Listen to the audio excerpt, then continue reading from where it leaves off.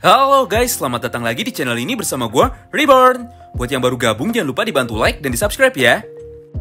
Pada video kali ini, kami akan kembali melanjutkan pembahasan menarik lainnya dari manga Bakugantam Tokyo Revengers, yang merupakan lanjutan dari video beberapa hari yang lalu, dengan mengangkat sebuah narasi singkat yaitu pengkhianatan bagian kedua.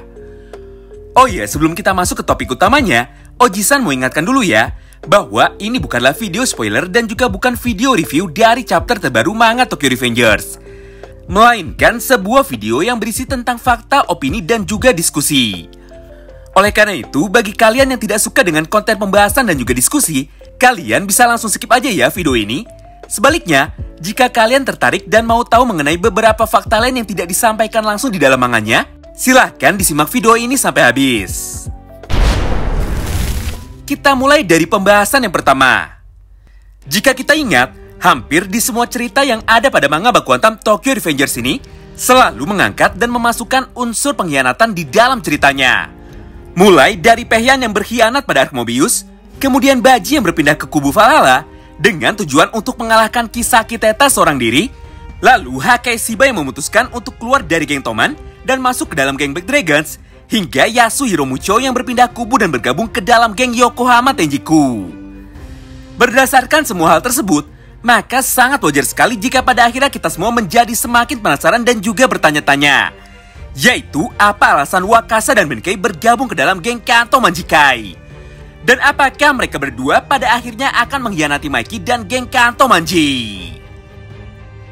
Padahal sudah jelas jika pada awal perang tiga dewa dimulai, Ken Wakui berkali-kali menunjukkan kepada kita semua bahwa Wakasa dan juga Arashi Keizo adalah orang yang sangat loyal kepada Kawaragi Senju. Bahkan dalam salah satu chapternya, Wakasa pernah menyampaikan jika dia hanya mau bergerak dan mendengar perintah dari Kawaragi Senju.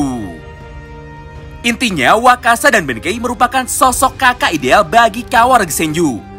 Mereka berdua lah yang selalu melatih Senju dan merawatnya sejak kecil. Mengingat dalam beberapa tahun lalu, Akashi Takeyomi sempat pergi dari rumah dan hidup sendirian saat sedang depresi pasca dibubarkannya geng Black Dragons generasi pertama oleh Shinichiro Sano. Nah, kebetulan kali ini Oji-san punya dua jawaban untuk semua pertanyaan kalian. Pertama, jawaban yang resmi dan merupakan fakta, dan kedua, jawaban yang berupa opini. Jawaban resmi mengenai semua pertanyaan di atas ada pada bonus konten chapter 244, yaitu pada halaman terakhir yang menggambarkan struktur organisasi terbaru dari geng Kanto Manji. Sayangnya, kita hanya bisa melihat bonus konten ini ketika kita membeli manga ini secara legal atau secara resmi. Dimana pada gambar ini sebenarnya sudah dijelaskan jika pihak yang menang akan mengambil alih pihak yang kalah. Atau sederhananya, terdapat sebuah aturan tidak tertulis di dalam pertempuran antar geng di Jepang, yaitu pihak pemenang dari pertempuran berhak mengambil alih semua atau sebagian anggota geng yang berhasil dia kalahkan, dengan tujuan untuk memperkuat geng pemenang dalam pertempuran tersebut. Hal itulah yang terjadi kepada geng Rokuhara Tandai dan juga geng Brahman. Ketika Senju dan Terano dikalahkan, maka Sano Manjiro dan juga geng Kanto Manji berhak merekrut semua anggota geng Brahman dan juga geng Rokuhara Tandai. Sekarang sudah jelas ya. Jadi Wakasa dan Benkei bergabung ke dalam geng Kanto Manji bukan karena kemauannya sendiri. Namun terlepas semua fakta di atas, Oji-san yakin pasti ada alasan lain kenapa Waka dan Benkei mau bergabung bersama Sano Manjiro ke dalam geng Kanto Manjikai miliknya. Nah, mulai dari sini kita akan bahas jawaban kedua yang berupa opini dan juga pendapat.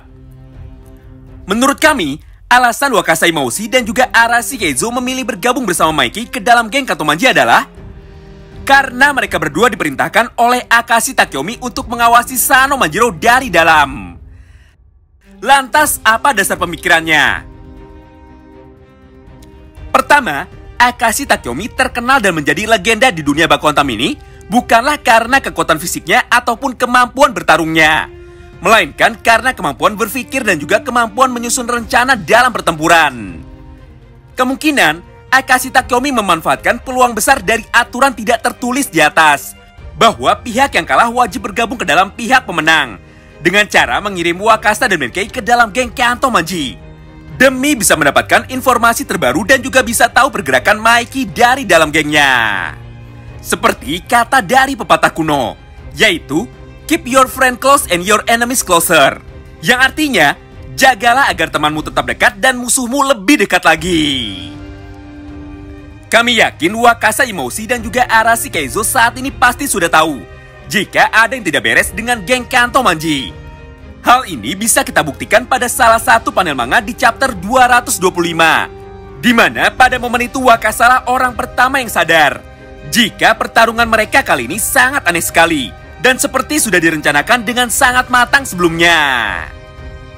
Karena khawatir terjadi hal yang tidak diinginkan, Wakasa pun sampai melarang Senju terlibat dan menitipkan Senju kepada Takemichi, serta meminta Takemichi untuk menjaga Kawaragi Senju. Nah, kemungkinan besar tujuan Waka dan Meike saat ini ada di dalam geng Kanto Manji adalah untuk mencari siapa dalang di balik semua ini, serta siapa sebenarnya orang yang sedang mengendalikan semua konflik ini dari balik bayangan. Lalu sekarang kita kembali ke pertanyaan awal. Apakah Wakasa dan Meike akan berkhianat kepada Mikey dan geng Kanto Manji?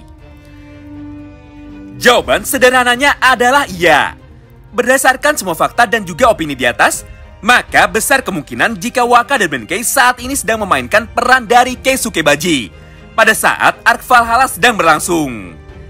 Di mana pada saat itu, Baji rela meninggalkan semua sahabatnya dan dicap sebagai pengkhianat hanya demi bisa membunuh Kisaki Teta dan menyelamatkan masa depan dari geng Tokyo Manji generasi pertama, serta masa depan dari Sano Manjiro. Baji sengaja menunggu Kisaki Teta lengah. Di saat itulah dia baru melancarkan aksinya dan menyerang Kisaki Teta. Namun sayang sekali, pada akhirnya Baji pun harus gagal menyelesaikan misinya dan malah mati permanen dengan cara membunuh dirinya sendiri, supaya Mikey tidak menyalahkan Kazutora dan tidak membunuh Kazutora. Nah, karena manga Baku Hantam ini sering sekali melakukan pengulangan cerita yang sama dengan arc sebelumnya, maka tidak menutup kemungkinan hal tersebut kembali terjadi di sini. Lagi pula di masa depan, Waka dan Benkei tidak ada di dalam geng Bonten. Kemungkinan besar mereka berdua mati terbunuh karena telah mengkhianati Sano Manjiro. Sama seperti Yasuhiro Mucho yang dibunuh oleh Haruchio Sanzu karena pergi meninggalkan Mikey dan bergabung ke dalam geng Yokohama Tenjiku. Tentu saja selain Wakasa dan Benkei, masih banyak sekali kandidat dari karakter-karakter lain yang kemungkinan akan berkhianat kepada Mikey. Contohnya seperti Hajime Kokonoi, Ranai Tani, dan juga Hito Kakucho. Namun kita nggak akan bahas semua itu sekarang ya. Kesimpulannya, alasan Wakasa dan Benkei bergabung ke dalam geng Kanto Manji adalah karena geng Brahman kalah dalam perang sebelumnya, serta karena ingin mencari siapa orang yang mengendalikan semua konflik ini dari balik bayangan. Terima kasih banyak yang sudah simak video ini sampai habis ya. Sampai jumpa lagi di video selanjutnya. Bye-bye.